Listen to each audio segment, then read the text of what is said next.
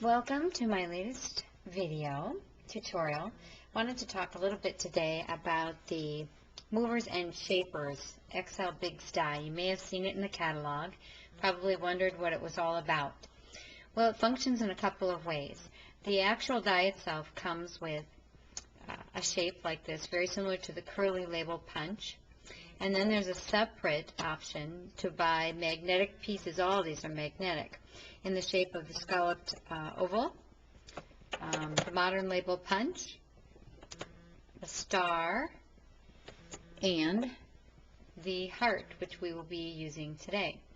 Each one of these coordinates with this Stampin' Up! Punch. They're sized just slightly larger so that once they die cut the cardstock, a punched image will fit just neatly inside. Very, very, very cool. This first card is the one that I used for a post coming up. This is a little bit of a sneak peek, but you can see how I used the top note die, and below you have the actual punch that coordinates. This is from the Christmas Punch stamp set. It's a Hostess level 2.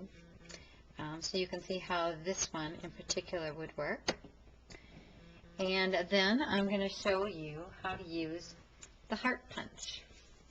You start with a Bigs XL die, and you can actually put this smack dab in the middle. You can move it down to the corner if you like. It sticks and it's going to stay, and that's exactly where it's going to cut. I don't know how well you can see this on the video, but this is actually all die cut also.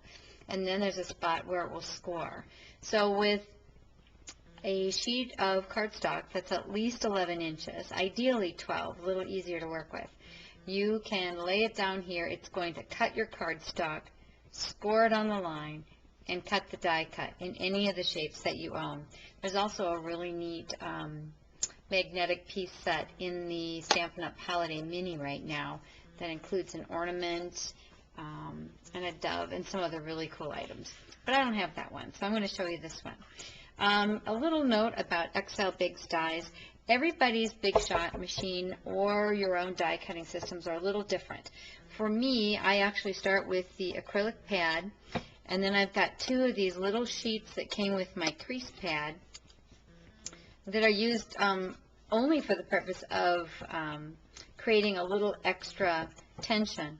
And then I even need a little piece of cardstock so that it'll cut just right and score.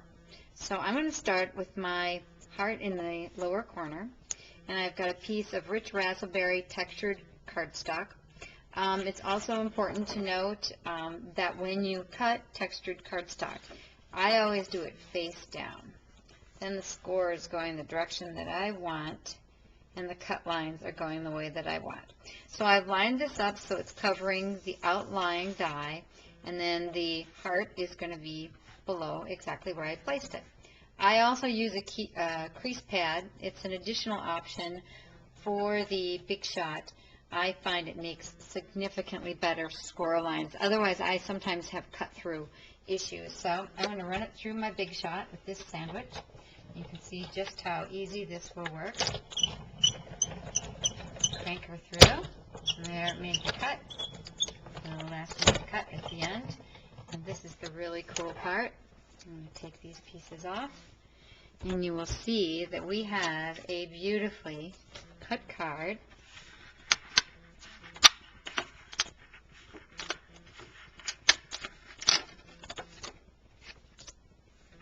And it looks like that.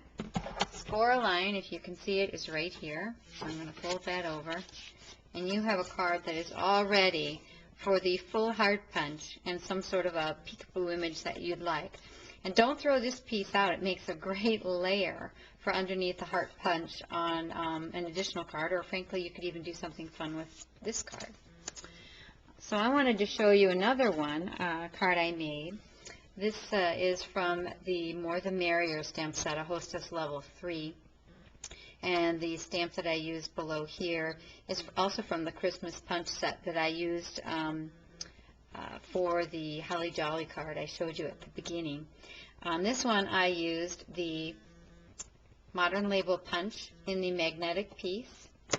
And then I used the modern label actual punch itself, the smaller version. And after stamping it, I can show you it will fit just perfectly inside the opening. So you'll have a card like this that will open with a sweet little sentiment tucked inside, or when it's closed it will look like this. It gives it kind of a nice little outline. I think it's great. It's a little window, and I love how it just cuts the cardstock, scores it for anybody that needs to make a lot of things for the holidays or any mass production. It's just super. Or even one card at a time. You'll love it. Thank you again for listening to my video tutorial and watching. I look forward to doing my next one. Thank you.